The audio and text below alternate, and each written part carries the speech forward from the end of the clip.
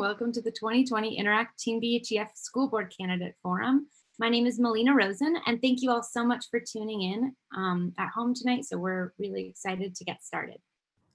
Hello, my name is Sienna Wolf. Please join us in the Pledge of Allegiance. Place your right hand over your heart. Ready, begin. I pledge allegiance to the flag of the United States of America and to the republic for which it stands, one nation, under God, indivisible, with liberty and justice for all.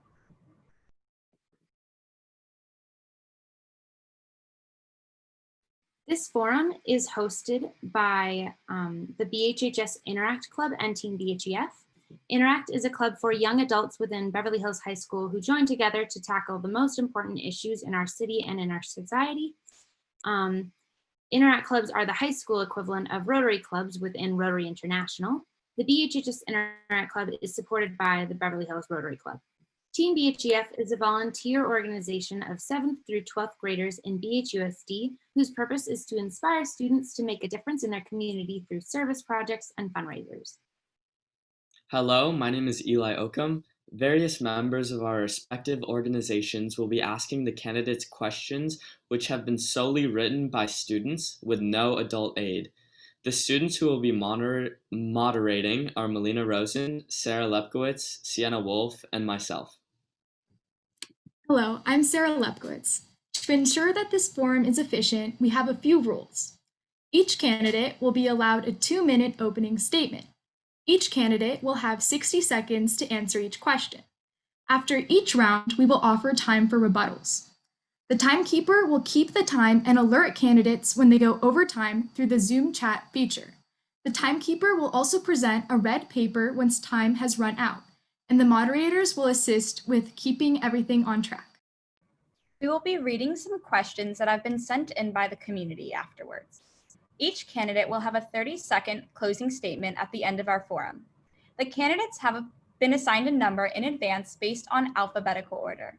Candidate 1 will answer the first question first, then candidate 2 will answer the second question first, and so on.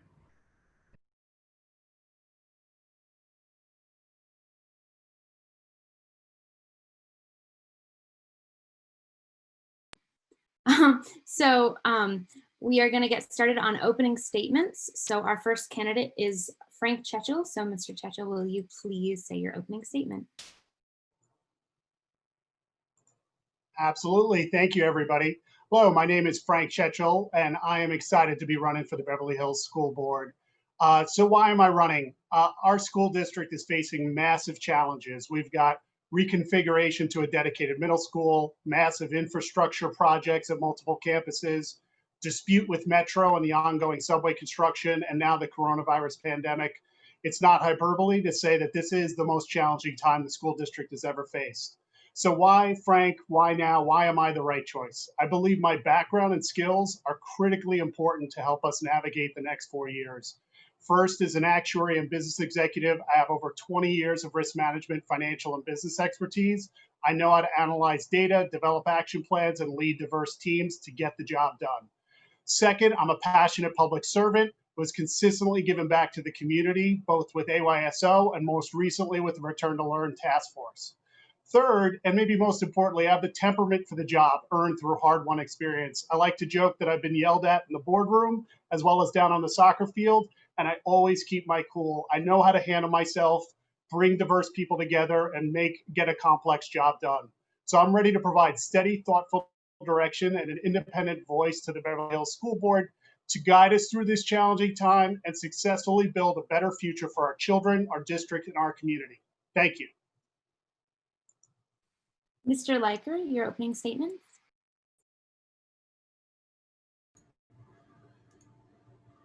All right. So my platform goes much deeper than just the multi-year COVID-19 return to school plan I have published on my website. A plan based on my experience in passing the federal Pandemic and All Hazards Preparedness Act. The all-encompassing issue at stake in this election is the quality of education the school district provides. I have remained steady in my assertion that the issue of declining enrollment is a symptom of a greater issue. BHUSD facilitates the learning environment that is inadequate for preparing students to be the leaders of tomorrow. That has been true throughout the COVID crisis and has been true for the decade preceding it. None of the other candidates in this race even recognize that the system is failing Beverly Hills taxpayers. Beverly Hills has among the highest per student spending in the county. Yet, due to the financial mismanagement and irresponsible budget prioritizations, that spending doesn't help students as much as it should. When I asserted in a previous debate that the reason for declining enrollment in BHUSD is the declining quality of education, a current board member commented that the true reason is declining birth rates in Beverly Hills. Such reasoning isn't necessarily untrue. Beverly Hills no longer has the influx of young families that it did in the past. My own family moved to Beverly Hills over 50 years ago because the education was phenomenal and worth the price. But now, young families can't justify the high cost of living in such an upscale part of Los Angeles for just good schools. Beverly Hills taxpayers deserve the best. And as the only candidate whose primary goal is giving them the best, I'm the most qualified to be elected this November. None of the other candidates has spent as much time in and out of classrooms with BHUSD students as I have. So I don't blame them for being focused on the wrong things. The Beverly Hills residents deserve someone who knows what's wrong. Beverly Hills residents deserve the best. And that's me. Mr. Margo, your opening statements. I want to thank the BHES Interact Club, Team BHEF, and KBEV for producing this virtual forum. I'm Noah Margo, and it's been my sincere honor to serve our community. Earlier this year, I was reflecting on what we had accomplished. We have balanced the budget every year I have served while still affording raises for our teachers. We created and maintained a $20 million reserve. We commenced and completed massive construction projects. We reorganized our entire district. We became one-to-one with technology. We maintained a strong relationship with our union. We added STEM, financial literacy, more middle school honors, and more accessible AP classes. And we completed pathways to several of our career technical education courses. I could have stepped down, satisfied in what we accomplished during my tenure, but then the pandemic struck and we were forced to take learning outside of the classroom. It was then I realized that I wanted to help bring about a transformation in teaching. This transformation will require vision and leadership and a healthy dose of professional development, but most importantly, experience. I bring that experience as a former teacher, a contractor, and a two-time board president. And it is also the same experience that I hope to use as we work closely with our teachers in returning to the classroom when we are permitted. It has been said that the kinds of things that are easy to test and easy to teach are also the kinds of things that are easy to digitize, automate, and outsource. Therefore, it is time to let go of teaching to the test and become a forward-thinking institution of 21st century learners. We need to be a district that fosters critical thinking and problem solving, and a district where all of our residents see our schools as the only choice for their children. That is how we improve our rankings. That is how we increase our enrollment, and that is how we become number one. Thank you. Mr. Rowe. Okay, well, thank you for having me here.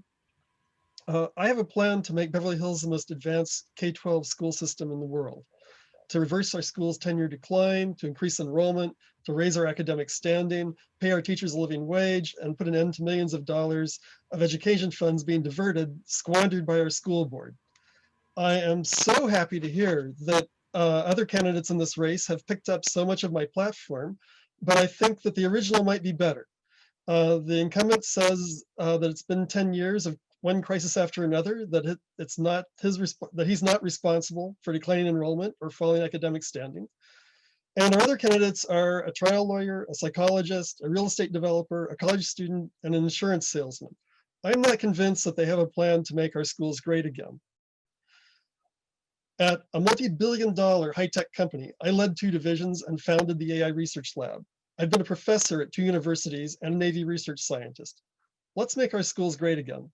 I'm Robin S. Rowe. I'm running for Beverly Hills School Board. Join me at robinsrowe.com. Thank you. Ms. Stern. Thank you, KBEV, Team BHEF, the Interact Club, and thank you to the students and also the candidates who are here tonight. I am Dr. Amanda Stern. I've been a member of the Beverly Hills community for nearly 20 years. I'm a mom and a school volunteer. With a doctorate in educational leadership, I have daily involvement with children and schools. And as a school psychologist, I have many layers of experience overseeing multiple aspects of school districts, Most centrally is how children learn, how they are motivated, and different practices instructionally, as well as looking at different programs for social and emotional learning. I am someone who is what I call a fine print reader. I read very well and I look at facts and all sorts of documents very carefully. I am confident that I can work calmly and with a good temperament and bring people together as we look at mutually agreed upon goals for all stakeholders. I consider myself a very loyal worker and, as I said before, a drama-free person. I really want to get on the board and help the school districts. I want to monitor and assess any achievement that has been lost during our crisis when we've been home with the pandemic. I want to look at our college going culture. I want to make sure that advanced placement continues strongly, and I want to mitigate any financial risk. And I want to continue to make sure that we are financially solvent. Thank you.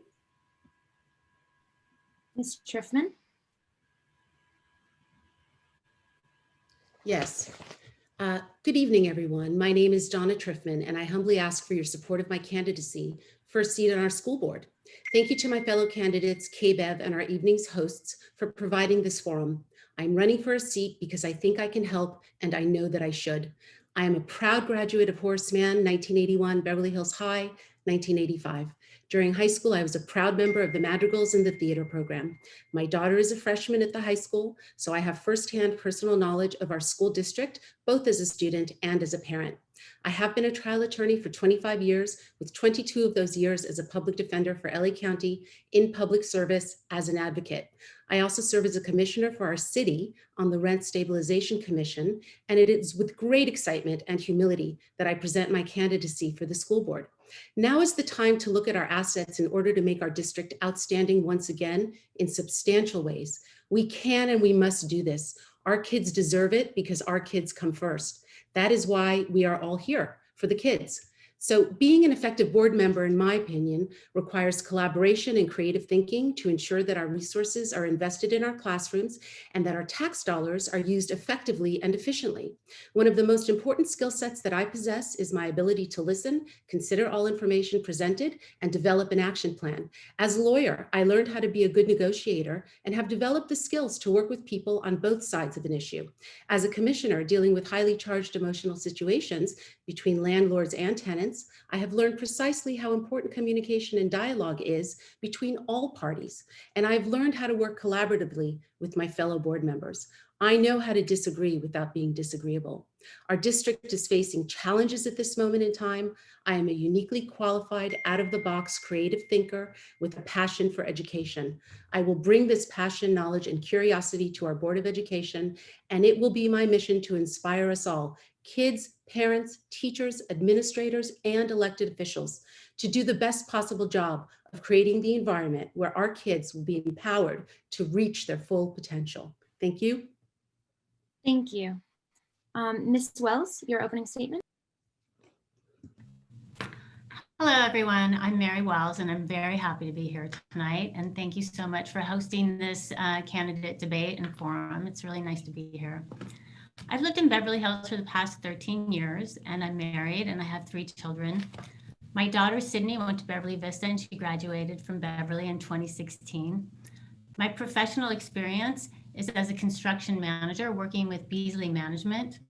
And as well, I worked at the Walt Disney Company, working in management and bringing a new business model to market, working with large retailers such as Walmart. I also have my business degree from USC in finance and accounting. In 2016, I interviewed and gained a seat on the Citizens Bond Oversight Committee overseeing Measure E and Measure BH for the overseeing the almost $700 million in funds for the construction projects and modernization projects going on at the school. Over the past 4 years, what I can say that I've learned is that the board needs someone like me, someone with professional construction management expertise, business acumen, and a financial background. I'm also a proven leader who can be a great team builder and can build consensus and problem solve. Thank you. Thank you so much for all of your opening statements. We are going to move right into the questions. Our first question is, many students are concerned with the amount of time they are spending behind their screens and the potential negative physical impacts. What would you do to lessen the damage? We're going to start with candidate Chechel. Thank you. Thank you, Melina. Great question. I actually work for a firm that's actually in New York, so I've actually worked remotely for a number of years. So I can attest firsthand it's how hard it can be to be sitting in front of a computer screen all day long, and and it can be really a challenge. And I know I've heard from a lot of parents, a lot of students that they are challenged with this. I think it's a bit of a balancing act. I think everybody is learning on the fly during remote learning, and overall, I think it's working. So that's great, and that's a testament to the teachers and the students and how hard they've been working. I do think there's some adjustments as we go that we need to make. I think I've heard definitely from high school students about the level of homework, and I've heard that that's starting to come down. I think giving breaks, particularly with block schedules, I think is going to be important. Simple things like the 20-20-20 rule or giving blue glasses for kids so that they don't have as much eye strain are all really important steps. I think it's also important to balance the parents who are pushing on, who were pushing for really robust education for the fall, and I think teachers were trying to deliver that. So I think it's trying to find that balancing act. Thank you. Thank you so much. Mr. Liker? So I want to start off by saying that I have two younger siblings who are here at Beverly schools. I have my youngest brother Jasper is at Horseman and Maxie who is at Beverly. You know, my parents are working parents, as I'm sure a lot of the other candidates here are, and leaving their kids home alone is tough. So I'm here to watch them. Not every student, not every parent has that opportunity, has that accessibility for someone to look after them to make sure that they're not just staring at a screen for 8 hours in a row, because that is seriously detrimental to health. You know, Frank mentioned about blue light glasses. That's something where, as a private educator, where I have training in teaching students remotely for longer than just this pandemic. I have an Amazon list of things which I provide, that includes blue light goggles, that includes, specific seat cushions, these extra things that can be implemented to really greaten and make the learning experience better. Thank you so much. Mr. Margot? Thank you. At last Tuesday's board meeting, the ASB Senior President David Newman presented a wonderful PowerPoint and survey of the students and parents about this issue. It became clear to the board, even though we have heard it piecemeal, but a nice one presentation, that this is an issue that needs addressing. We encourage the superintendent and the administrators to be in conversation with the teachers to figure out ways to accommodate the students' needs in this area. We will continue to push for that, especially if this pandemic continues longer than we expected. So I would say that there has to be a dialogue ongoing between administrators, teachers, and students to make sure that teachers are accountable and that they're giving kids either office time so that they can maintain instructional time while still giving kids a break looking at the screen. So it's really going to be up to the independent teacher, but it's something that can be done and can be done rather quickly as long as people stay in communication. Thank you. Thank you so much. Mr. Rowe? So the question is what to do about the excessive screen time. Before COVID, the screen time was already excessive, and now COVID has made that more intense. Last year, I was the technology strategist for Lenovo Think Reality, the AR glasses and I've worked in virtual reality for almost 20 years. I've done remote for 20 years. I know all about remote learning. It's all great, but ultimately we need to embrace outdoor learning. We need to get kids outside. It's just blue glasses are not going to solve it. Having a dialogue with teachers, talking about it is not going to solve it. We have to change fundamentally how we approach teaching, and it was already broken before COVID. So fixing it by going back is not going to work. Thank you. Dr. Stern? Thank you. So I I agree with Mr. Margot's sentiments that there has to be a dialogue, and there's a dialogue that needs to happen between the parents, the teachers, the administrators. And it's such a complex issue that the implications for sitting all day at a screen are very different for a 6-year-old versus a 15-year-old. So there really needs to be a dialogue about what works for each age group. That said, before the pandemic, there has always been an issue of students simply sitting for a long period of time. So forget the screens for a second, but the fact that students do not do well when they are static for long periods of time. So there can be dynamic ways in which that is addressed. For example, the Zoom has breakout rooms in which a partition of the classroom can go ahead and do something physically or reach up and use kinetic type of learning and learning through motion or music.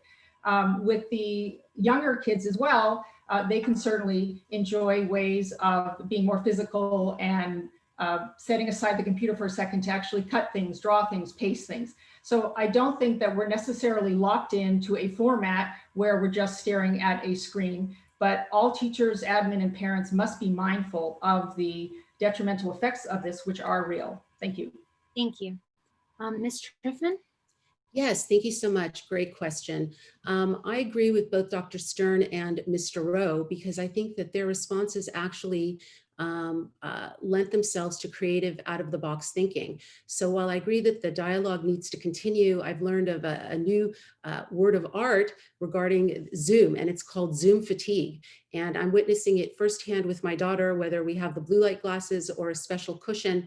I think that it's very real, and I think that we need to keep the dialogue up, and I'm a creative out-of-the-box thinker, and I think that it would be something that the district should look into to have some outdoor instruction. We have a lot of wide open spaces. We have football fields, our weather still permits it, and so I think that that's something that could break up the monotony of the same day after day. Thank you. Thank you so much. Ms. Wells? Thank you so much.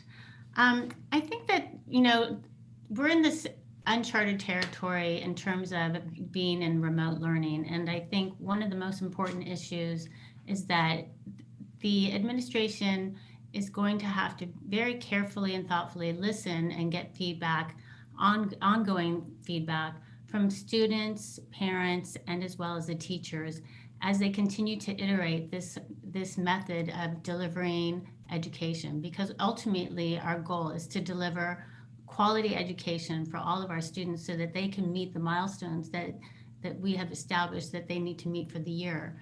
So on that point, I think the fact that one of the students did a survey with the parents and the students and the presentation for the screen time, I think is great. And now I think it's to the administration now to really listen to that feedback and to continue to have a dialogue with regards to that, and then work with the teachers and to collaborate on what the different solutions are that they can do now while they're under the current agreement that they have with the teachers, as well as they go into December and they can renegotiate with the teachers in terms of how that looks. There's many different factors, but I really feel that what's really important is that they are listening and they are iterating the program for the different levels of students. It's not a one size fits all. There's many different grade levels and different courses. Thank you. Thank you so much. So thank you for all of your great responses. We're going to move on to giving you all some time to offer some rebuttals. So that time starts now. Yeah, I would just say, thank you, Melina. I would just say, I love the idea of the outdoor classrooms. As soon as the county allows it, I think we should be looking into that. The answer we were addressing, at least, was what to do immediately. And until the county gives us the go-ahead to be able to hold classes outside, scheduling nightmare set aside on that one. But I think it's a wonderful idea to look into that when the time comes. As the incumbent, have you asked the county for that? Yes, we have. They're not letting us put kids on campus in that form yet. And one thing I wanted to add, one is just I'm so impressed and proud of what the teachers and students have done in terms of delivering education. And actually, this is a lot of what 21st century work looks like. So I think, and 21st century education. So I think we want to make sure we're learning about how to deliver future education, as well as managing through some of the pain points we're feeling. And I'm confident that teachers and students can come up with those solutions together. Sorry, Mary, I cut you off. Go ahead. That's okay. I was just going to say again that I think it really is important that the teachers and the students and the administration are listening to each other and collaborating, because as I was saying, I think that what's going on in the classroom, it's different. The composition of a class can change, what the course is, what the grade level is, and what those solutions are have to be a collaboration with the students, the families, the teachers, administration, as to what's working in each of those classrooms, and allowing some latitude so that they can problem solve together. And as I said before, iterate their programs so that they ultimately are delivering that quality education. But it really starts with listening to each other and really trying to learn and make problem solving. And I just wanted, may I? Sure. Thank you. So I just wanted to add to what Mary says. I actually agree with that very much. As long as there's a conversation happening and there's an exchange of ideas and there's a collaboration, that means that we're all working together. I think that the survey by ASB President Michael Newman was a fantastic starting way to really collect data and see what is going on and how students are feeling. I think that should probably be a more regular occurrence to have surveys. Thank you. Thank you so much. So for the candidates who didn't get to speak during rebuttal time, there's going to be plenty more time for that for other questions. We're going to move on to our second question now. Our second question is, during this unprecedented time, what steps would you take to ensure that young students are developing the social and educational skills necessary for future success? We're going to start with candidate Liker. So thank you. I'm really glad you asked this question. It is a perfect opportunity to discuss the POD program, where students are placed, especially young elementary school students, are placed in groups of 4 to 6 in groups together, where they have, the ability to not just be online, but actually socialize in person, where they're minimizing contact risk. And at the same time, they're getting that necessary socialization. Breakout rooms isn't enough. That face-to-face interaction, especially during the young formative years, Mandy's a psychologist, she knows this. It's super important. And to have that in an environment which minimizes risk for both educators and families of students is really necessary. My website, lecker2020.com, has my full plan on this. Thank you. We're going to move on to Mr. Margot. Thank you. Yeah, this is very important. Well said, Benji, actually. It's hard for a school to formally condone people putting their health at risk. We can't. We asked about this at the beginning of the year. We asked about if we can help set these things up, and we were told liability-wise, we can't do that. Parents can, so they can do that, but we as a school can't right now. But I think if you can find families that are quarantining, that only see each other, that's a great way to start that. I know my daughter has one friend that she can get together with, and it really does help get her through this. So it's an absolutely good point. And to go back to your educational part of this, our administrators have to be vigilant about what is going on in our virtual classrooms right now. We cannot back off for a second and let time go by where we are not aware of everything going on for all of our students. We had a teacher from Hawthorne, Annie Cohn, came and presented on the board meeting. If anybody saw that, she is dynamic. She was doing wonderful work. Got the red, thank you. So it's really important for us to stay on top of that and be vigilant as a board, provide the oversight to those that need to take care of it. Thank you. Thank you so much. We're going to move on to Mr. Rowe. Thank you. By the way, that's Professor Rowe, but that's either way is fine. You can call me Robin if you want. So the question is what to do with advances in learning. There are a lot of options here. I've mentioned outdoor learning, but something that I haven't mentioned yet is collaborative AI. With collaborative AI, we can pair students with AI and have them work together, which does not require them being outdoors, but actually does allow them to be so, because they can print out what the AI has helped them write and look at it outdoors, and do not have to be in an outdoor classroom to do this. And by the way, I'm leading a worldwide effort to write standards using collaborative AI. We're actually writing a world standard for innovation through a standards body using this technique. Thank you so much. Dr. Stern, your response? Yeah, before you start timing, wasn't the question asking about the issue with younger children and social-emotional learning and how we're addressing that and socialization? Okay, all right, just, the last response seemed to veer from that. Okay, I shall begin. So, you know, one thing I want to point out is that, of course, socialization is not just crucial and being missed out in the physical sense for the young kids. It's all of the kids, and they each have their different ways of socializing and their needs. Another thing I wanted to point out too is that as we are all adults, and many of us, I know Benjamin is younger, but many of us are used to socialization and only understand socialization in terms of being, you know, physically in the same space. One thing I have learned from my own children and seeing children day in and day out is that, in fact, there's a lot of socialization going on through creative joint ventures that happen digitally. Believe me, I'm all for getting outside, but Noah is absolutely correct that unless the county says we can do it, our hands are tied about, you know, orchestrating those things, even though parents can. But I don't want to disavow how they can collaborate and have quests and things together and conversation, all sorts of things through groups of kids by way of digital means, and that can be fostered. So in that way, many kids are actually, you know, are growing socially and emotionally. Nonetheless, I do wish for and yearn for times when they can be outside and they can socialize in that way. And younger children are generally more physically active and need more of those types of ways of social bids. One more thing I want to say is that let's not forget that even when they're interacting academically in groups, they are also learning socialization, how to listen, how to exchange ideas. And so learning and academic learning is also social. Thank you. Thank you so much. We're going to move on to Ms. Triffman.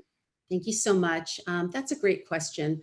You know, when this pandemic started, I am deemed an essential worker, and so I have to go into court every day because I deal with a vulnerable population and a set of clients that needs to be serviced.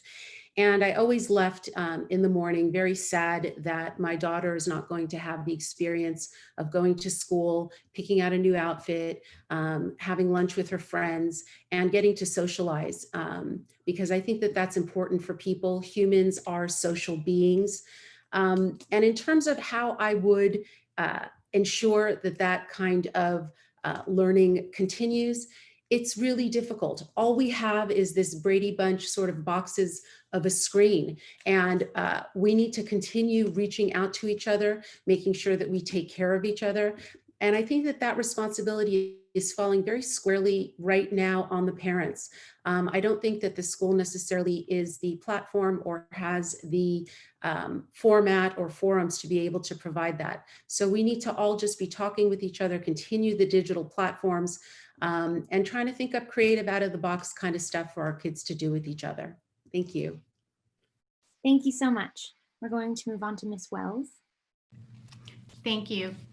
I agree with what Amanda said. I really feel that the social emotional part of learning and socialization is not just critical for the younger grades and younger age children, although it is so much a part of how they're learning and how they learn.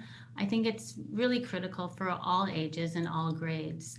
And I think that as far as how do we address that for all of those grades, it is about being creative and using different methods and means to try and create socialization in addition to, as Amanda said, the socialization that's happening in the classroom setting. So it could be,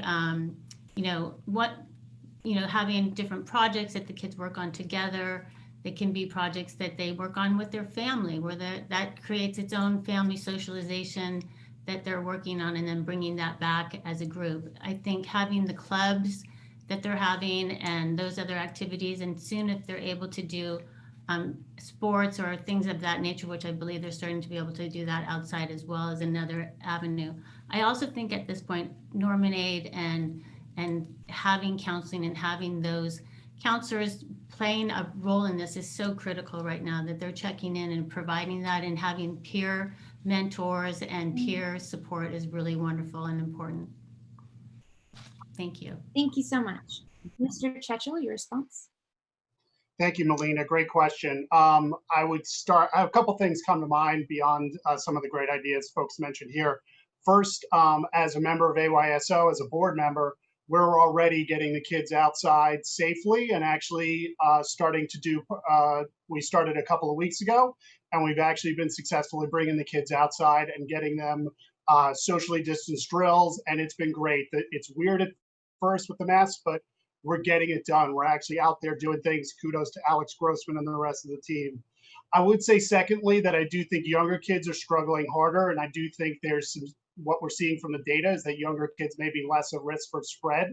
So I think pursuing the waiver is very important as well, to the fullest extent we can. But last but not least, we need to be safe. We're seeing second and third waves in England, in Spain, in Israel, and other places where they have to close down. It's easy to get fatigued and say, let's just go back to the classroom, forget about it. But if we need to continue to be safe during all of this, and I think we can find those solutions together. Thank you so much. Now we are going to offer some time for rebuttals. That time starts now. One thing I forgot to mention, and they're great ideas today. TikTok and Instagram have, I think, become a platform for a certain age group to socialize. And I think parents need to be aware of what's going on those platforms, better or worse. But it is something that students are using on a daily basis to keep that socialization going. And I didn't want that to go on not unsaid. So thank you. You forgot Snapchat, Noah. What, Donna? You forgot Snapchat. Snapchat. I'm too old for that stuff, right? And I'd like just 15 seconds to follow up on the collaborative AI, because I realize people here have not heard of it before. It's not one-to-one. This is people breaking up into groups. In the project that I'm doing, the people are all over the world. So they're obviously not meeting together in a park somewhere. But the AI enables them to get a head start, and the AI actually writes a rough draft of the document for them. So it's a very exciting development and something that I'm a leader in. Something that Mary said before, that this is an opportunity for kids to socialize, more with their families. But not everyone has that opportunity. Not every child always has a stable home. And right now, kids are out there and they don't have the resources, through the schools, specifically at Beverly, for these instances where, you get these things like sexual assault, domestic abuse, drug abuse, where they're not exposed to the programs. You go to the DARE program that happened when I was in school, it was totally ineffective. You really have to start bringing these solutions that I presented, again, on my website, going to plug that again, where this is real issues that affect it. I know personally 4 people who overdosed, who I went to school with. And this isn't being talked about at all. Not to scare anything, but these are real issues that are being addressed that still occur even if we're remote. So, Mary said that, we have to spend more time with family, but that's not always safe for everyone. So we really have to make sure that the schools offer these ways to keep everyone safe. Well, I'd like to say that that's why I was bringing up Norman Aid and how important that counseling aspect is. Which needs to be expanded, as my platform describes. I'm sorry? My platform describes a necessary expansion of such aid so that there is a 24/7 hotline, as well as immediately accessible peer facilitators for any crisis. Right. But I think right now they're really working on that program in terms of having accessibility for all of the students, and they have a regular calendar right now where they're reaching out to the students in terms of providing support. Thank you so much. We are going to move on to question 3. Our third question is, at a time when many students may feel isolated at home, What steps would you make to keep the students of Beverly Hills socially connected and enriched while staying safe? We're going to start with Mr. Margot. So I think we kind of just covered that a little bit in some sense, but we can rehash it a little bit more.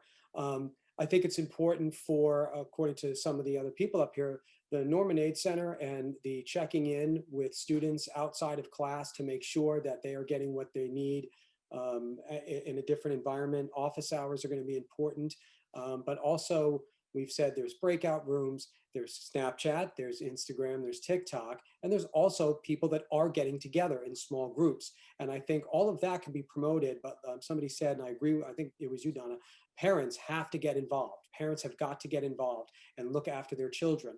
We are in a pandemic, right? So we can't just keep pointing the finger and saying it's that responsibility, it's everyone's responsibility now. So the school needs to do whatever it can, make sure teachers are trained to recognize when students need support, make sure the Norman Aid is reaching out to students who may be at risk, making sure that we're talking to parents who might be struggling during this crisis all, and make sure they have an outlet and they have support as well. And let's not forget our teachers. Our teachers are going through this like the rest of us. So I think if we are constantly hitting touch points with all of those stakeholders, we can keep everybody mentally healthy enough to survive the crisis and connected. Thank you so much. Mr. Rowe, Professor Rowe. Thank you. So what to do about isolation? I deal with this a lot because I lead worldwide teams, in Asia, Europe, all over the world that are put together of leading experts who are wherever they are. And with the collaborative AI, what we're doing is I actually have a random number generator that assigns them to teams and tries to avoid assigning the same people to the same teams, so that working together in groups becomes something that's natural to people. In school, there's a tendency to form cliques, that you work with the same people that you worked with because you know them. And in this age of technology, we can make sure we avoid that. Thank you. Dr. Stern? One thing that is a problem with especially teenagers is that often there are these wonderful resources such as Norman Aid, but the kids who need help are not necessarily the ones whose parents are aware of it, nor are the kids themselves willing to go ahead and seek out that help. So that speaks to what Noah was saying, that there has to be and I know there's a lot put on teachers, but there has to be a layer of professional development and renewed monitoring and understanding of what some of the risk factors are. And it's not just that they draw some graphic pictures. There's a lot of things for different age groups. And in the book I wrote about well-being indicators, there are different ways to understand how different age groups show upset and distress. One thing that is very important too that we've spoken about is the parents need a tremendous amount of guidance right now. And what I feel is missing is a liaison to really help different parents who genuinely want to help their kids who are feeling lonely or upset. And parents see firsthand their kids at home and what they might be going through or expressing. And they know their kids, they know when there's a shift in their levels of happiness. And there needs to be a liaison or some sort of resources for parents to know not only the risk, the signs, but also ways that they can make the day a little happier, make the kid feel less alienated, even if it means, facilitating their use of Snapchat or TikTok or whatever is appropriate and safe. Thank you. Thank you so much. Ms. Triffman? Yes, thank you. This is a great question. And I think that we are in danger right now as a society of having a lot of people fall through the cracks. And so I really agree with Mary and Amanda regarding the fact that we have to have folks that are better trained at spotting kids who are in crisis or are exhibiting certain signs of isolation, depression, etc. And that's just actually very difficult to do on the screen. I noticed personally when the ASB president represented the other night, Michael Newman, the survey, that very, very few freshman families actually responded. And I reached out to him and I said, this is a really difficult time for the freshman class. They don't get to go to school, but they're sort of part of the school. But I think that it's symptomatic of the fact that maybe they're not feeling engaged and the families are not feeling engaged. There probably should be a little bit more of a reach out and an engagement with the freshman families, especially at the high school level. At the lower level, I think that the district does need to pursue the waiver permission to go back to school as soon as possible. That will help with the isolation with the younger children who use school and go to school to be connected and be with other people. So thank you for that question. Thank you. Thank you. Ms. Wells? Thank you. I think it's a really important question, and I think it's one of the most critical issues as well that we're dealing with in terms of remote learning and also during this time of the pandemic. And I think as far as the children are concerned, I mean, the parents and the teachers are two of the most influential people in their lives at this moment, and those are the people that we really want to be having a dialogue with in terms of what supports do they need and what do they need to be looking for to support our children, because that's our number one priority. But as well, for them to be able to do that, they need those additional skills.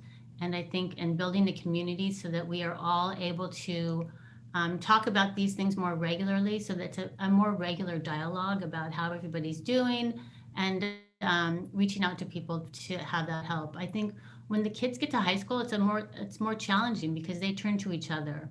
And so it's also having, like what I mentioned before, it's about that peer support and training the kids to be able to learn how to talk to each other and check in with each other. And when they start to see something or suspect things may not be right, or if there's other issues, that they can talk about that and also build community in that way. And just really creating a language and a vocabulary and a dialogue that becomes part of the norm, so that it's a different way of talking to each other. But I think it's a really important focus. Thank you so much. Mr. Chechel, your response? Hi, Melina, thanks.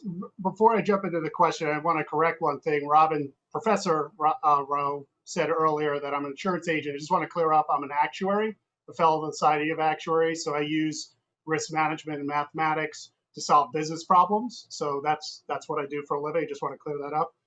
In terms of your question, I think we touched on this before. I think it's a combination of things. I think outdoor activities, AYSO, I already mentioned.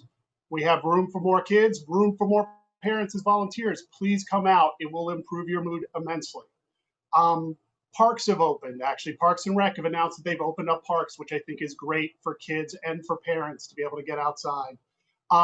Mandy's mentioned collaborating online and kids doing it in a different way. Minecraft, Snapchat, TikTok, whatever it is. I think kids are finding ways to collaborate with each other. I think last but not least is just leveraging community. I talk about community with my platform and everyone leaning in to help each other, right? That's what we do with AYSO. That's what I did with the Return to Learn Task Force. That's what I like to do as part of the board, is really leaning in and helping the community to help each other.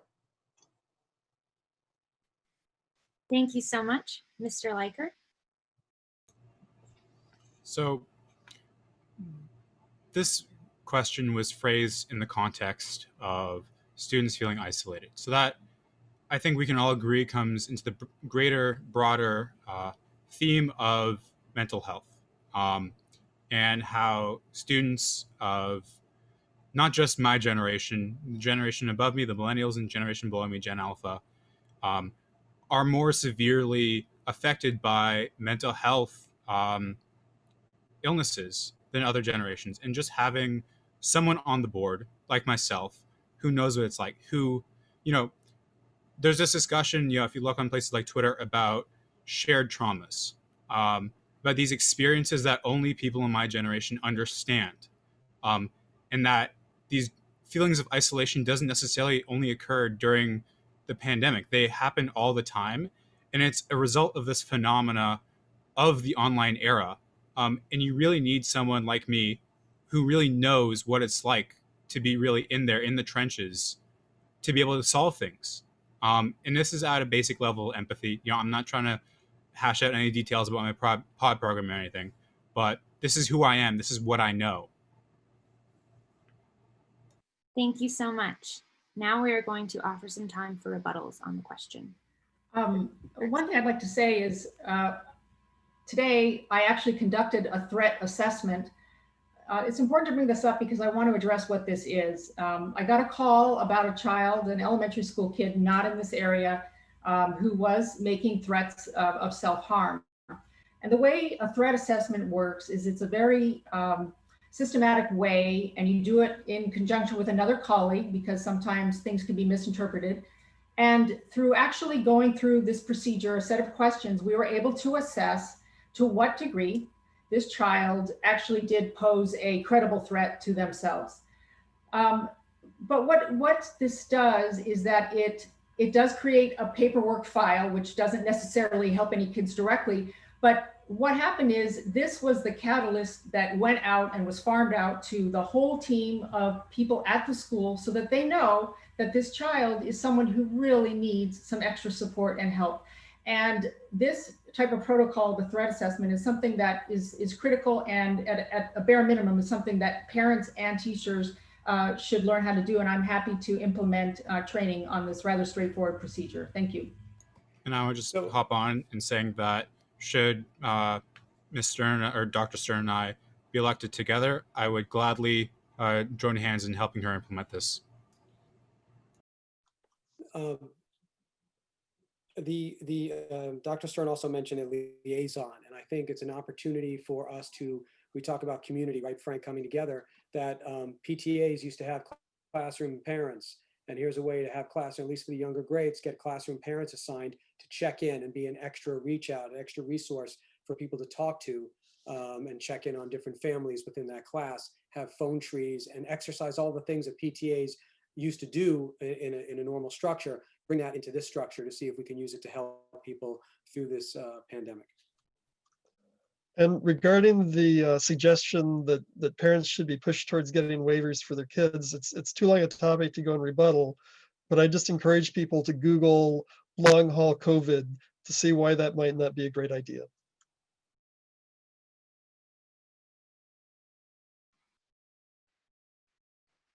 Thank you so much. Okay, now we're going to be going on to the next question. What would you do to incorporate more diversity and ethnic studies into the school's curriculum? And as a follow-up, what are your thoughts on the 1619 project? Starting with Professor Rowe. Okay, so the 1619 project, I actually talk about this quite a bit on my website. The interesting thing about 1619 is it was written by journalists, not historians. And for people that are used to reading history written from the perspective of the victor, to see history written from the perspective of journalists who are charged with writing both sides, of presenting both sides, it's very shocking. It seems very un-American even. So there is one political party that says that we should teach 1619. There's another political party that says it should be 1776 Patriots, the traditional program that stresses the founders.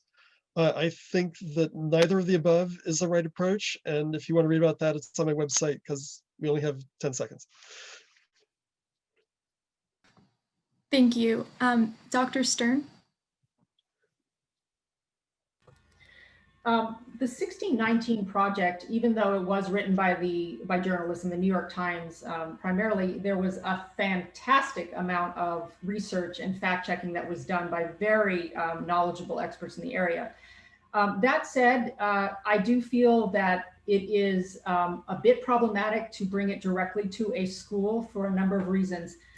First of all, there's no question that a full education and a rich education for our students does involve an understanding of the tremendous brutality and horrible legacy that slavery and a number of things have been at the start of this country.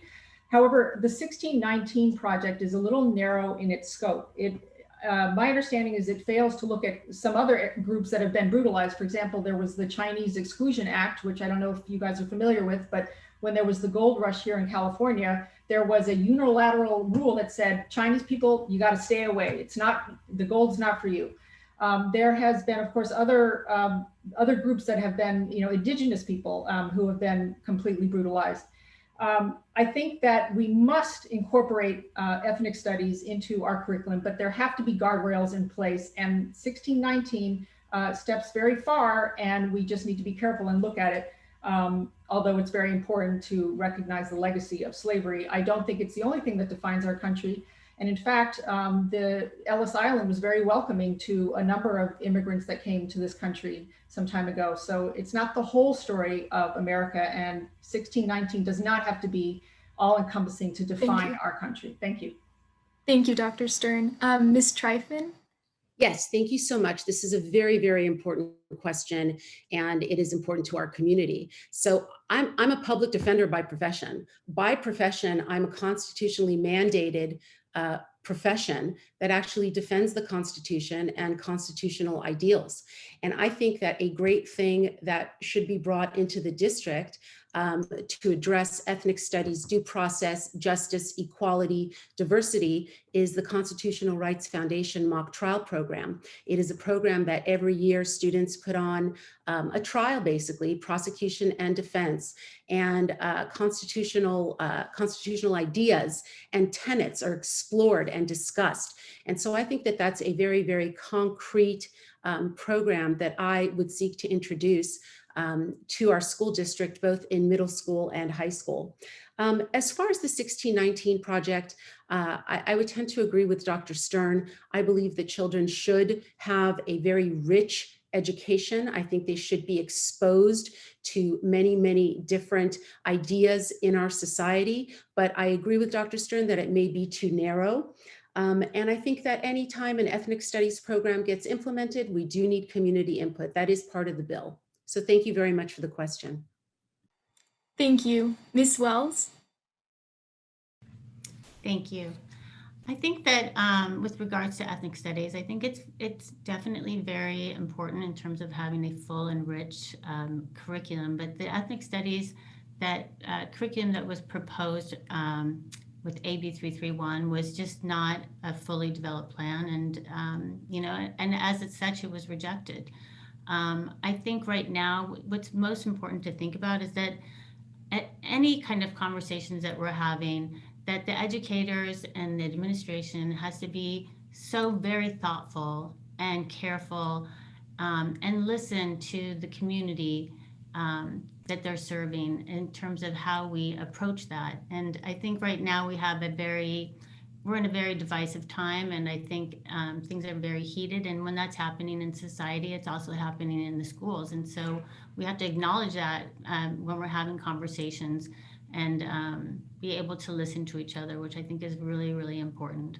In terms of how we would teach any sort of diversity and inclusion in the schools, I think, again, it's not a one size fits all in terms of different ages and stages of life. I think. Thank you. So, sorry about that. Sorry. Sorry, but time is up. Mr. Chechel? Hey, Sarah, could you just reread the question? I just want to make sure I understand exactly what the question was. This is a broad topic. I just want to make sure I understand the question. Yes. What would you do to incorporate more diversity and ethnic studies into the school's curriculum? And as a follow-up, what are your thoughts on the 1619 project? Yeah, great question. Thank you, Sarah, for clarifying that. I appreciate it. I've had experience with this firsthand. My daughter is in 8th grade, and she was assigned an assignment for her history class from one of our teachers around 1619 project. And I heard from some parents through WhatsApp chats and other things that they had some concerns about that. I looked at the curriculum that was delivered, and it was really a critical thinking project around the 1619 project, looking at the pros and cons, doing research, and then recommending an approach from a teaching perspective around that project. I thought it was teaching at its best. We need to teach critical thinking. We need to educate our kids. There isn't one approach, as Robin said, right? I would also add that I think there's been some parents who've taken it upon themselves to protest this and also call out particular teachers, which I will just say that I disagree with very strongly. And I think that is not the right approach. And I think mandating what teachers should be teaching, I think we need to monitor it, but I think they're taking the right approach here. And I think it's the way to go, and we need to trust our teachers to deliver the right messages to our kids. Thank you so much. Mr. Leiker? Okay, so the basic question is about curriculum. Really, what we have to look at when addressing, diversity and inclusion is where the curriculum's coming from. Right now, McGraw-Hill, which supplies most of our textbooks, I can personally attest to that. They're based in Texas. As Robin said, history is written by the victor, and those textbooks are written due to their ideals, not necessarily the ones about here. So we really have to look and put forward a platform, a curriculum that is based on our ideas, our community ideals. And that has to do with accepting all of the people who are in our community. You look at the Persian community, huge part of Beverly Hills, yet they get almost no time about the Iranian Revolution in our history curriculum. You really have to bring in a California first, where we're really bringing all the diverse elements and making sure that students understand each other. It's really about basic empathy and basic understanding about where we all come from. That's the whole point of it. We really need to make that the crux of our curriculum. Thank you. Candidate Margot? Thank you. The great stuff I heard here today. I wouldn't refute anything anybody said. Really great ideas. Especially Dr. Stern, that when we look at the beginning, the origins of the country, it starts really with the natives that came down over through Alaska, down through the Northwest. And we usually teach that. We start there when we start teaching about history in that part of the world. Diversity can be introduced throughout different courses. It does not have to be its own class. It could be part of a curriculum that we use literature and resources to address. I think there's plenty out there, and like Mr. Leiker said, we can look at what this community needs and adapt a curriculum that fits this community. But we also have to understand that no matter what, we're graduating people into the rest of the world. So we want to make sure that that curriculum covers everything somebody might experience, and give our students the tools to be able to say, hey, I'm going to travel abroad. Am I prepared to do that? Am I going to understand that culture? And even if you can't learn every country in the world, you can learn a little bit about enough to have what's the right word for that? I have to think about it, but to have flair and panache with other countries and not be looked at as ignorant. As far as 1619, I'll quickly say it's a great critical thinking exercise. Frank said it. Just like a question I heard last year, should Andrew Jackson be on the $20 bill? It falls along that, and it sets up a great lesson as far as a source material. Thank you. Thank you. Now there will be some time for rebuttals. One thing I just want to add to what I was saying is that, one of the best ways to cause burnout in a teacher is to take away a project that they've orchestrated and put a lot of energy into, and just to annihilate it completely. And I don't mean for that to happen. When I have heard about discussions about 1619, the particular teacher in question I hear is phenomenal. And I believe that's true from the people who've told me that it's a great teacher. And also, I'm not in that class to see exactly how it's being delivered, but just I was making a general commentary about 1619, which is that in its basic form, it is too narrow-minded. That's all. Thank you. Thank you. I just wanted to add about. Oh, go ahead, Robin. Okay. I just wanted to add about Beverly Hills that, Hattie McDaniel is the civil rights case that was tried here and, struck down, at least in Beverly Hills, that you couldn't have a city that had been defined to be whites only. When the city was founded, it was against the law to move here if you were Black or you were a Jew. And when that law was not enforced, it eventually went to court here and set the stage for civil rights nationwide. So we should teach our own local diversity history, because it's actually very important what's happened here. And so I just wanted to add to my initial answer is that what I think is most important here, and what is so important about ethnic studies and 1619 project, is the conversation that everyone is having about it. And that's how things get changed. That's how ideas get exchanged, is by conversation and people having differing points of view. And so I just wanted to add that I believe that the community is engaged in a conversation and that that's never a bad thing. So thank you.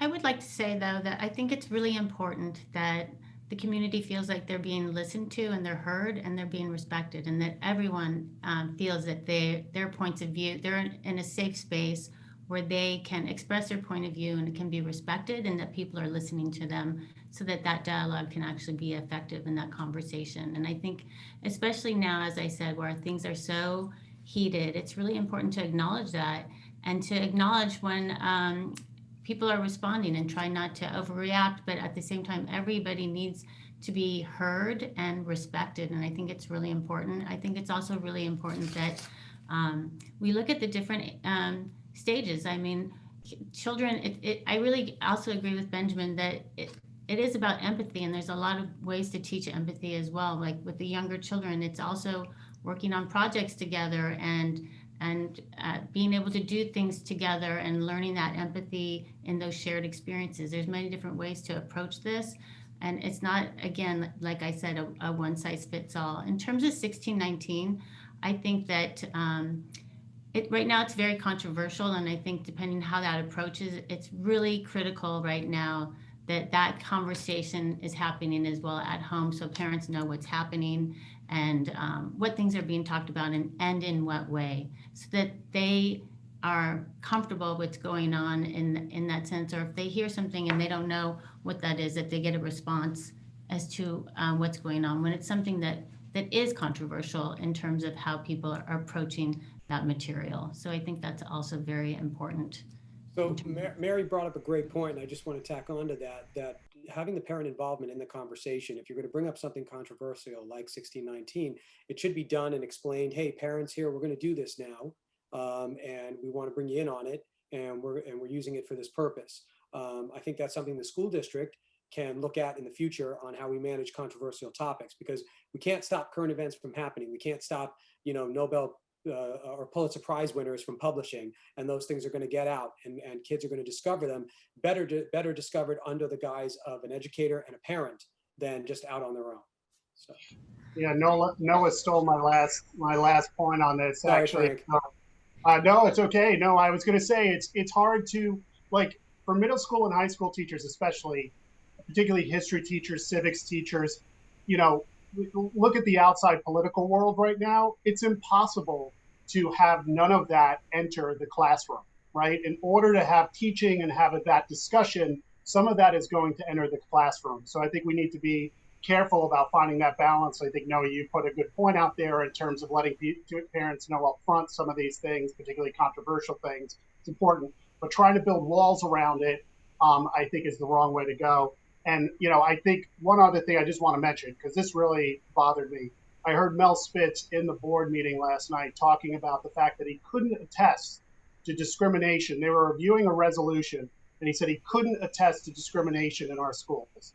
Well, I'll tell you, with a daughter who's in 8th grade, I can, and I'm sure every student here can. I'm sure Ben can as well. So I think that the point is that discrimination is happening within our school district.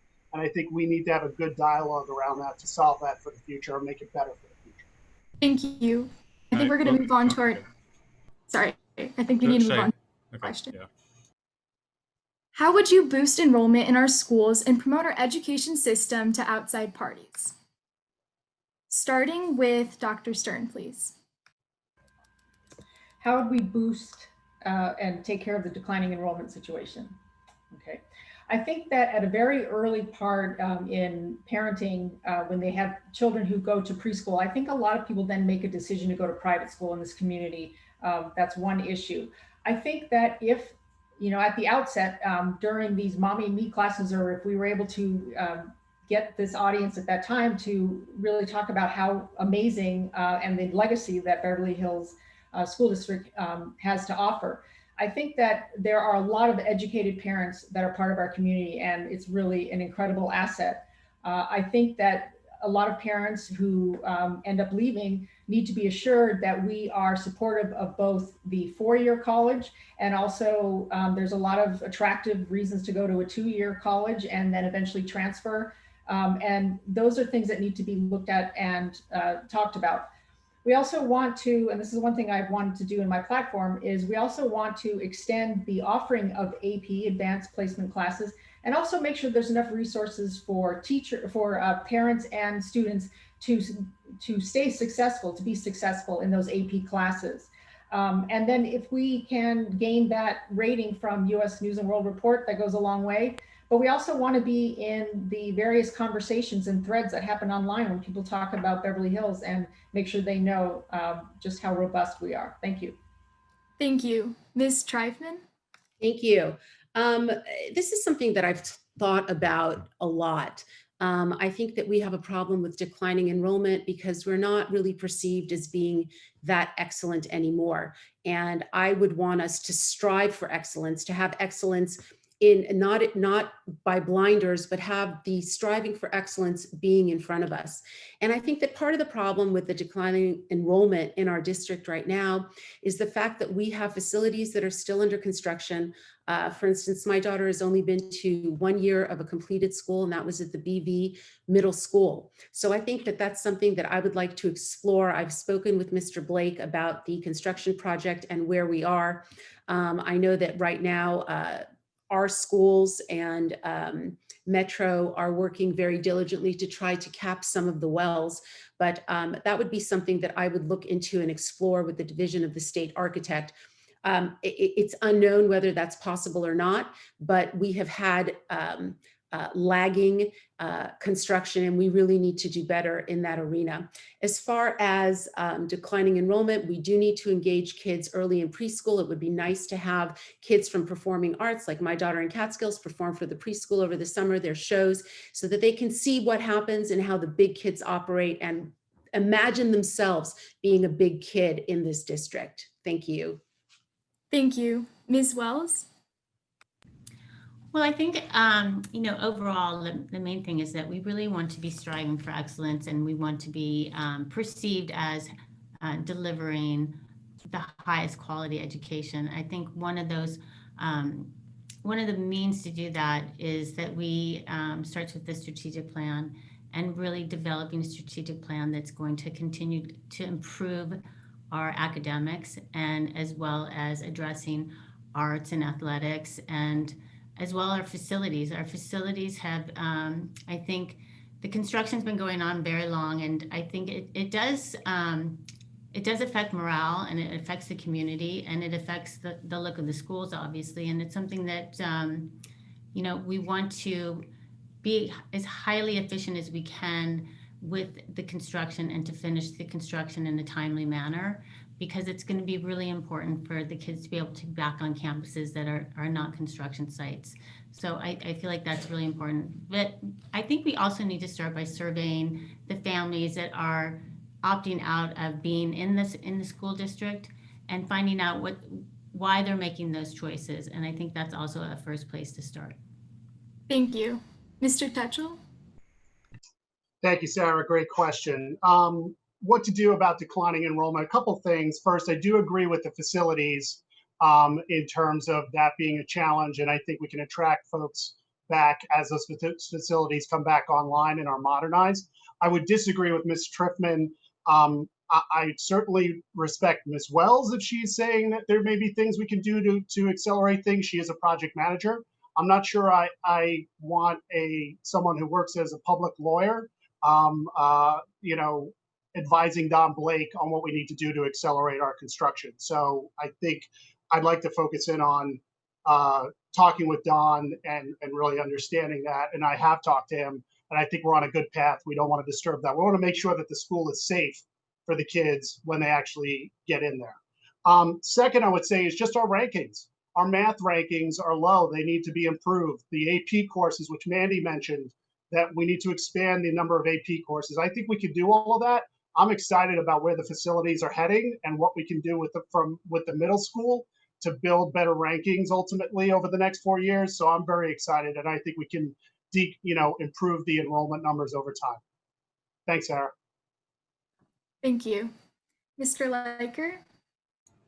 Okay, so when you talk about declining enrollment, you're really talking about a problem with the education. You have a problem with the quality of education that the district provides. When you look at it on the middle school and elementary school level, it's creating that sense and of community, creating these tools that children can use throughout their lives to grow, not just the basics of science, math, reading, not just those, but the tools that they have.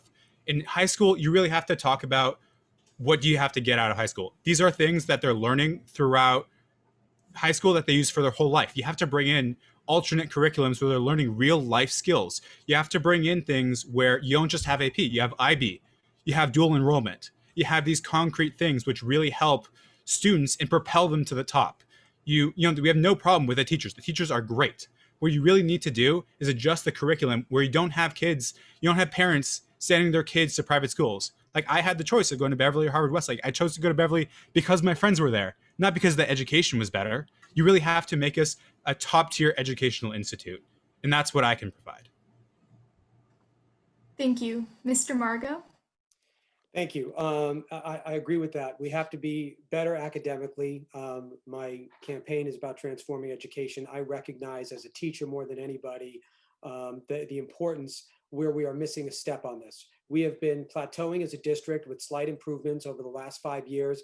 I've looked at the numbers. Our AP has gone up about 6%, scoring 3 or higher in the last couple of years. Little improvements, but little improvements are really just keeping us above water. We have to be able to present a product, right? You said, how do we get more people from the outside wanting to come here? We get them wanting to come here because they have to see us as the best option. To see us as the best option, we have to be the product. We have to be that best option. Our schools will start coming online in January. The first 2 buildings at the high school. It's going to be very exciting. Hopefully the kids can come back to those buildings. There'll be a boost in morale. There'll be a boost from the community because they'll be really excited that all of these students are getting to enjoy a lot of this new construction. And yes, the construction, as superficial as it sounds, did drive people away. So it goes back to Field of Dreams. If you build it, they will come. I think if we complete our construction, we will see people coming back to the district. I don't know how many, but we need to be the reason. Has to be, like you guys said, academics first, improve that, and give every student the best academic experience. Thank you. Thank you. Professor Rowe? So I'm not quite as clear on the incremental improvement. You know, the question is how to increase enrollment, which is core to what I'm advising. You know, we don't even rank in the top 50 among local schools. We have a long road ahead from the decline of the last 10 years. But, you know, let's think about, you know, how we can do things quickly. Everyone has spoken before me, so I haven't heard any original ideas here. Most people are suggesting that better buildings will somehow make better students. One thing that we can do is we can take out of district students. 10 years ago, we decided to stop taking out of district students. This got rid of some of the highest academic ranking students and also decreased diversity in our school. I mean, it's interesting that no one in 1619 brought that up, that we've actually removed diversity in our schools. So we could raise our academic rankings very quickly by bringing in diversity and bringing in higher ranking students, and that would turn things around from 10 years of decline. Thank you. Now we're going to spend some time with rebuttals, but we would appreciate it if each candidate could keep their response pretty brief. Yes, so I just wanted to say respectfully to Mr. Chechel that I think that a lawyer has as much expertise, if not more, than an actuary. So thank you. I was going to say to Professor Rowe's point, the idea of opening up to opportunity permits was considered often. And the issue we have being a basic aid district, obviously there's a huge budgetary impact for that. But regardless, if you wanted to invest in that, you still can't handpick the students you let in. Right now, it's a public lottery, and you do not get to pick students. So that it wouldn't be a guarantee on bringing those certain students back, whether either it's for diversity or for academics. You can't pick it because we did look into that. But I appreciate your comments on that. And as far as rankings, we all know that AP courses and AP tests factor in 2 of the 6 major rankings. We can't force people to take an AP course, but we have them available. If we were able to, your rankings would start improving just on that alone. I want to add in that, you know, a lot of what other candidates have mentioned regarding improving our rankings and our standings has to do with construction. And that's something where, you know, NOAA's, this term that he's currently on, is majorly addressing. It's not something that I view as being an issue that will be our, right now, our turns, and that we're on the back end of that. But what I am concerned about is, Mary, you mentioned your strategic plan, but your website doesn't really mention a detailed one. My website does, on how we're going to get our district ready for Have a Better Education. Do you have one that you're ready to release on day one of your term? No, I don't. There's a 3-year strategic plan that has just been approved by the board, and I would start by looking at that strategic plan. I know that immediately it's starting to, by addressing the math and, and then the next stage would be looking at language arts. But the first thing that I would address with this strategic plan, since it's already in place, is to have a budget aligned with it when the next year comes and they're doing the budget, that we align the budget with the strategic plan so it's supporting a strategic plan, and as well that we hold that strategic plan accountable, that we use it as a working tool because they haven't had one for 10 years. So what you do with that strategic plan now is what's going to make it successful. You can have all the plans you want, but if you don't implement them or support them with the financial dollars to make it work, it won't do any good. I'd just like to add two things. I agree with Mary. The strategic plan looks like it has some really robust targets that you're trying to build in there from a math perspective, and I think that's really going to help us a lot. I do think getting more AP classes. There's kids who can't take multivariate calculus because we don't have that AP offering, even though we've offered all the courses before that where they hit senior year and they can't add that additional piece. The last thing I'd like to just respond to Ms. Triffman's point, I agree. I am not a construction person, neither are you, but I'm not the one who's recommending that we can accelerate our construction. That's actually not what I said. I actually said that I would like to explore accelerating the instruction, and I've started that exploration. It's that simple. Thank you. I also want to tag onto what Frank just said about multivariable. I was one of those kids. I was 2 years ahead in math. And that what I'm suggesting, offering dual enrollment, is the most viable solution. Offering, and starting to go into talks with Santa Monica College about offering a satellite campus like Santa Monica High School does is the best way of going forward and offering those to these excellent students. Okay, we need to move on to audience questions now. So the question is, how would you make sure students are a part of the decisions that impact them? We're going to start with Ms. Triffman. I think that we've discussed a lot about that before. I think that Dr. Stern's recommendations regarding beefing up and making Norman aid available and training teachers and other students to perhaps identify and figure out certain signs is a good start, as well as is Mr. Liker's suggestion. He has interesting expertise for such a young age. I actually respect it very much. And I think that that's probably a way to get kids engaged. I was very, very impressed by the ASB's idea and implementation of a survey to try to get answers from families. I think that we probably need to implement a little bit more of that type of surveying of kids right now. How are you doing?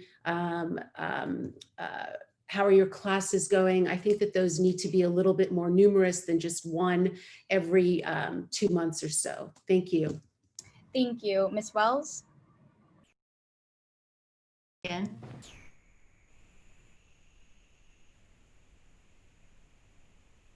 Yeah. How would you make sure students are a part of the decisions that impact them? Well, I think it just depends on what the context that we're talking about in terms of, I think having surveys with the students, I think how the students have come to the board and done their presentations with the surveys that they've done, I think is a really important vehicle, and to continue having and increasing a dialogue with the students is, I think, the best way to do that. Thank you. Mr. Churchill?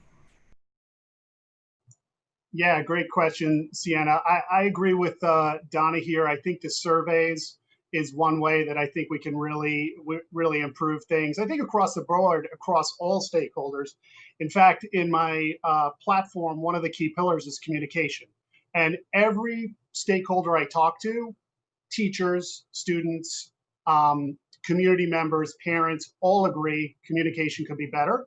So I think getting feedback, whether that's through surveys, whether that's through new tools. I saw at the board meeting last night, we approved Aries again for communication. And I understand the reasons why you may have chosen that, but I think there's opportunities we can leverage, new technology we can leverage to get 21st century communication to help support 21st century education. So I think there's some opportunities there for sure.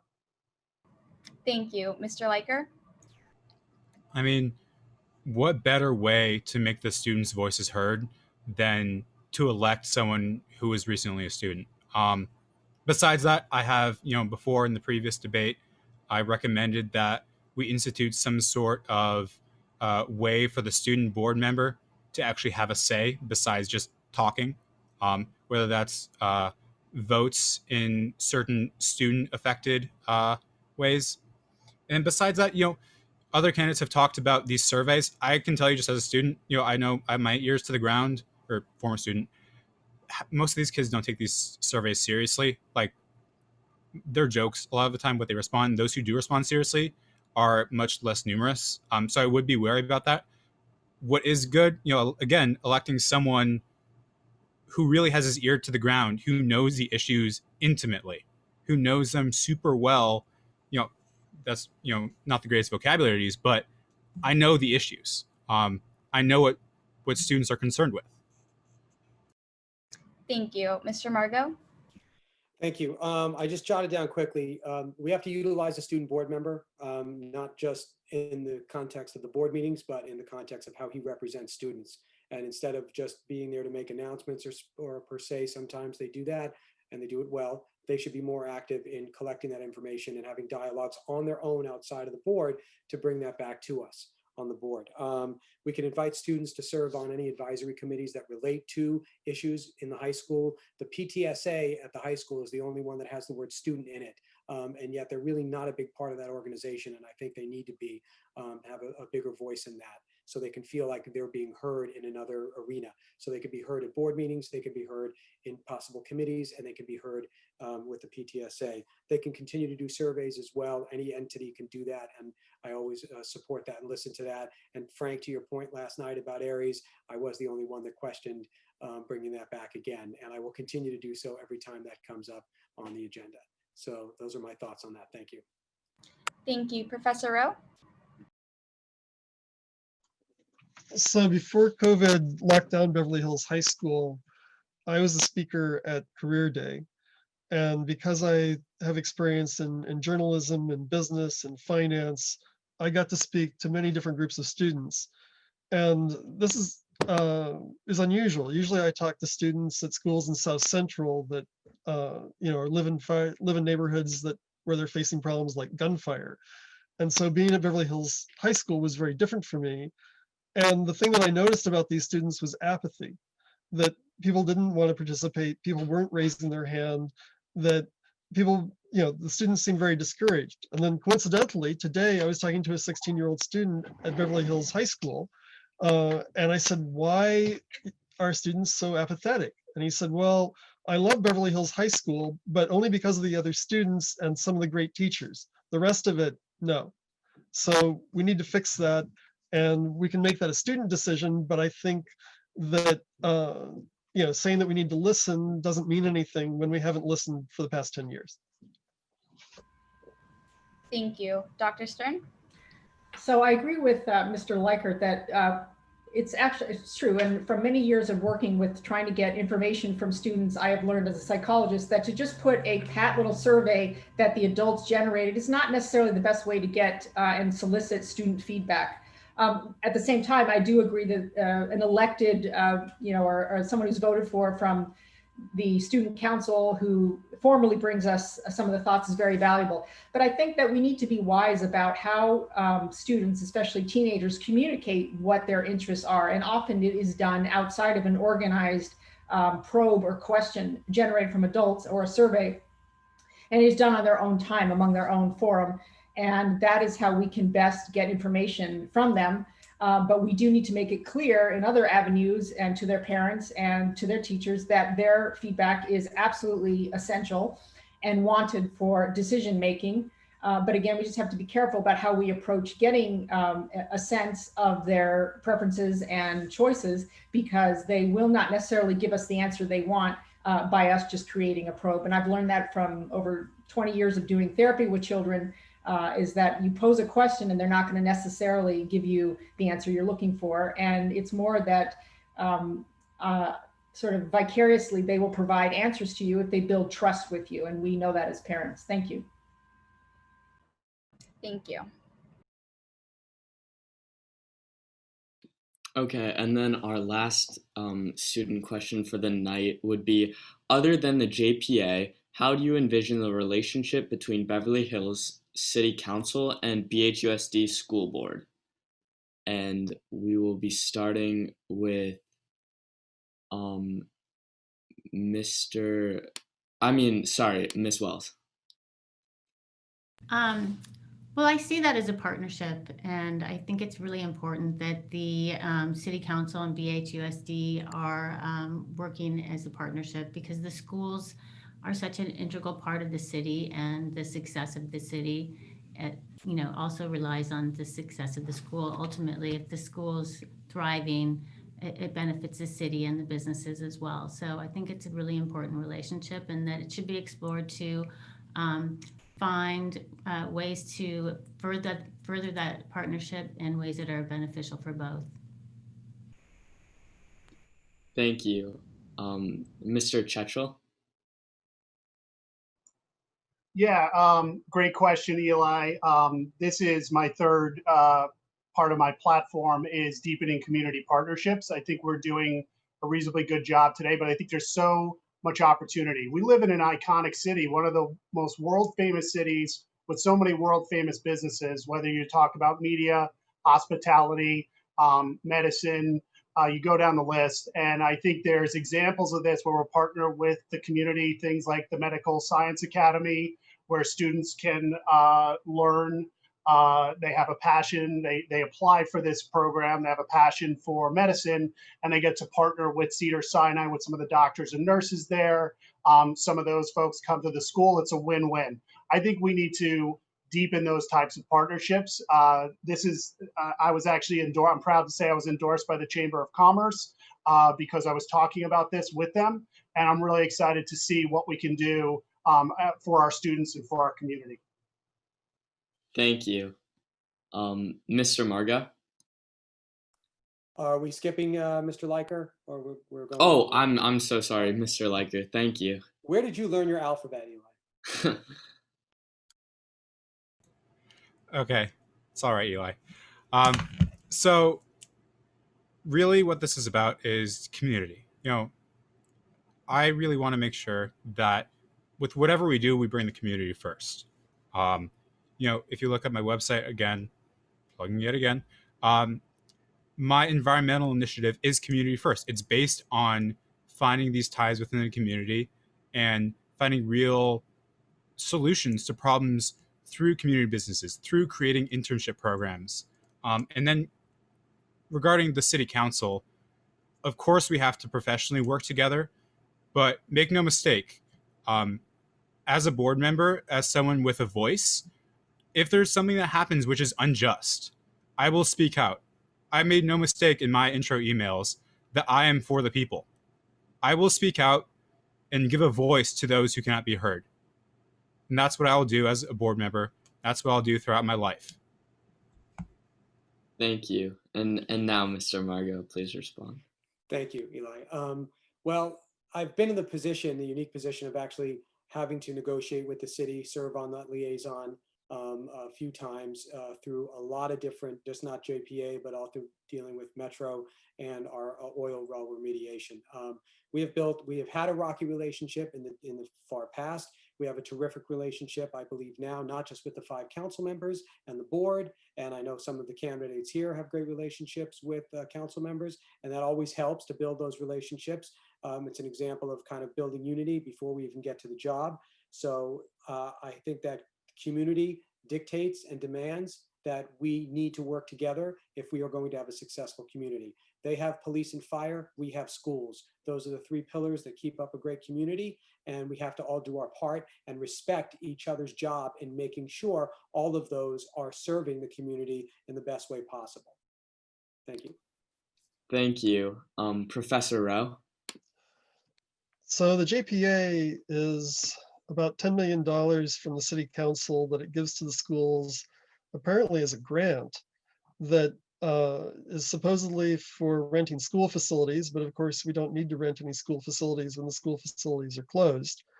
And historically, this money has been used to pay for lawsuits that are frivolous and to do other things that really aren't in the best interests of our school district. So I don't think that people are entirely happy with the way that the JPA is done. Some of the people on the some city council members are angry that that money is not audited and doesn't go where people think it goes.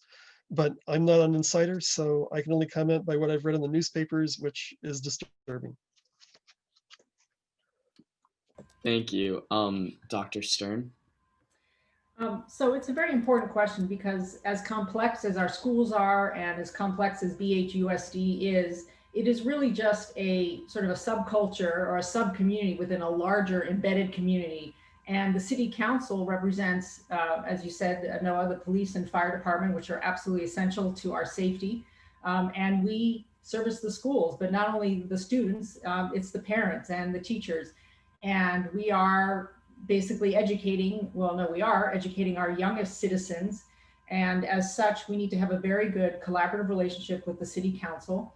And they need to work with us so that we maintain good ideas of what we want for our future citizens, as well as we want to be kept safe and we want our operations to go smoothly, and one cannot exist without the other. I think that the key is having mutually agreed upon goals, and so that all stakeholders feel heard and that we are doing the best for our children and the residents of Beverly Hills.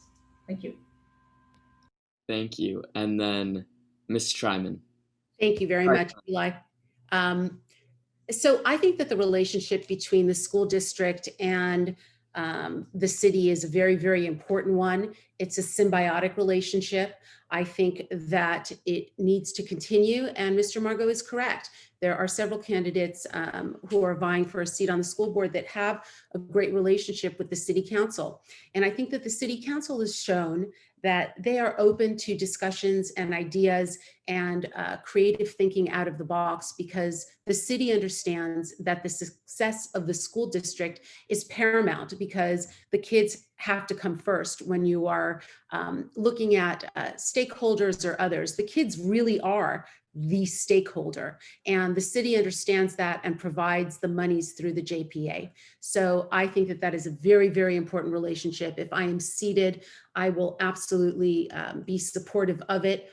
And I think that we might even have a vacant school site at some point in Beverly Hills. And I think that that's really, really where the relationship with the city and the joint powers agreement is going to come into play. We're going to have a dialogue with the city and the use of those monies. So thank you. That's a great, great question. Thank you.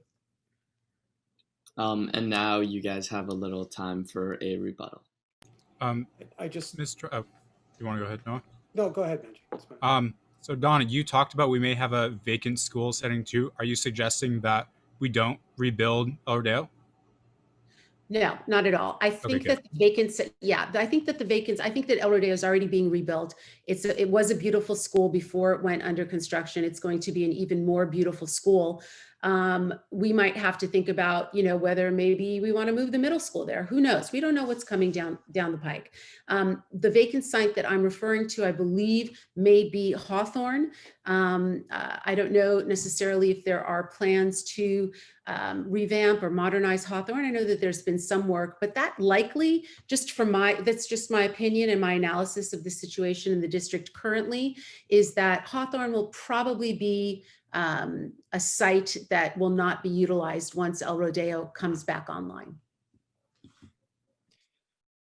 I just wanted to correct Professor Rowe. Yes, too much money has been spent on litigation with Metro. but it did not come from the JPA. It came through the bond, and people do have their issues with that, and rightfully so or not. I just wanted to correct the record that JPA money goes into the general fund, and it does not go into the bond money, which was being used to battle Metro. Okay. If I can just follow up on that. We're gonna hang on. We should follow up on that because that's only half true. So we've got the person here who says it's her job to oversee the Measure E money that was redirected into fighting the subway. Well, what does she say on this topic? At the time that money was redirected, the dissenting votes said that they couldn't vote for it because they thought it was illegal. Has she fought against that? And also, Mr. Margot is quite correct that goes into the general fund, but it offsets the money that has gone into litigation. Okay. It gives the general fund more money so they can afford to litigate. Okay, so we are going to move on now. So, Melina. Thank you all so much. We are now going to move on to closing statements. So closing statements are just going to be 30 seconds. And I believe we started off with Mr. Margot for that last question. Am I correct? I think that's right. No, I don't think so. I'm sorry. I thought it was Ms. Wells that started on the last. Oh, right. You're right. So we're going to start off with Mr. Chechel saying his opening statement. So we have 30 seconds, so I'll keep it brief. I want to really thank the students. You guys, I know, are probably got 3 hours of homework after this. Thank you guys so much for your hard work here. Thank you to the other candidates and the passion that everybody's bringing. This is real for me on a couple of levels. I have a daughter that's in 8th grade. I have a passion for public education. My brother's a teacher. I went to public high school and public college, and I'm very humbled to have been endorsed by the Beverly Hills Dem Club and the Beverly Hills Chamber of Commerce Leadership PAC. And I believe I really bring the right skill set to a diverse skill set to really help this district and deliver a 21st century education. So thank you very much. Thank you. Mr. Leiker? So I think that coming in, a huge question mark for me is, can a 20-year-old hold his ground against a bunch of adults? And I think the answer is clearly yes. Through this debate and through the rest of my platform, just who I am, I'm someone who goes above and beyond. And that's something which will not stop here. And that's, if I am elected, that's not going to stop when I am on the board. I am someone, the only person here who has worked on federal pandemic aid legislature. I am someone who has coordinated student efforts. I am someone who is close to the issues, and I'm the right person for this job. Thank you so much. Mr. Margot? Thank you. Once again, I'd like to thank the Interact Club, Team BHEF, and the amazing students here at KBEV for hosting today. As a community, we should be demanding that each year our graduates be unlike any class before them, not just academically accomplished, but cognizant of each other, concerned about the environment, and armed with a creative and forward-thinking approach to problem solving. My colleagues and I have accomplished so much these past few years, and I would like to earn your vote to be able to help this district continue on the path towards success. A diploma from Beverly Hills Unified School District should be displayed as a badge of honor and not a participation trophy. Thank you. Thank you. Professor Rowe? Thank you. I also want to thank everyone for participating in this. I realize what a challenge it is to work on something like this because I was a technical director for news at NBC and have experience as a journalism as well as other things. In closing, I'm just going to talk about Future School. I hold a session on Monday nights at 7 o'clock. That's a Zoom call like this. Anybody can tune in if they want to. And we have a special session on the 21st of October, which is a Wednesday. We have Samantha Fuentes, who is a Parkland shooting survivor, coming to talk about school safety. So check out my website at robinsrowe.com. And if you like any of those events, come on by. Thank you. Thank you so much. Dr. Stern, your closing statements. First of all, I want to also thank everyone who's here and thank the fellow candidates. One thing that has struck me is that everyone here has a certain level of expertise in a different area. And I think that it's important to know that if one is on the board, if I'm on the board, that I'm certainly not the expert in everything, but I bring an expertise that is about the psychology of children, but not only the psychology. My job as a school psychologist has been to mediate lots of conflict between teachers, between parents, between administrators, and to look at how programming can move forward. So I think that since we are at a time of societal and fiscal uncertainty, there's a lot of tensions running, a lot of distress, and it could really be very helpful to have a child professional work among the schools, and I would like to be that person. Thank you. Thank you. Ms. Triffman? Thank you very much. Thank you all to my fellow candidates and the students, KBEV and the Interact Club. It's been an honor and a pleasure being here with you. I'll close remarks by saying that in our community, we value a top-notch education and we are able to provide that education. However, I am committed to the continued improvements and to taking our educational system to an even higher level, and it would be an honor to do so while serving on the Board of Education. I'm the kind of person who asks in-depth questions about policy and programs so that we as a community understand the value they will bring to the classroom. I will encourage the proposal of new initiatives to improve the education of our children, and I will listen to and reflect the concerns of our community and work collaboratively with fellow board members to improve our schools. My interest lay in ensuring a smooth transition back to in-person learning when permitted by guidelines, safety precautions put in place. I am a lawyer and I value the law. We must follow the law, but that doesn't mean that we don't try to think outside the box and offer creative solutions. As a defender, thank you very much. Well, I would just like to reiterate again, thank you so much for doing this forum for all of the candidates. I really appreciate it, and I think it's really wonderful. And in closing, I'd just like to say again that I really feel that the board really needs someone like me, that it's critical to have someone on the board right now, as we've all discussed and had brought up the construction that's going on at the schools, as well as our fiscal responsibility and strategic vision and planning for the schools so that we can deliver the highest quality education for our students.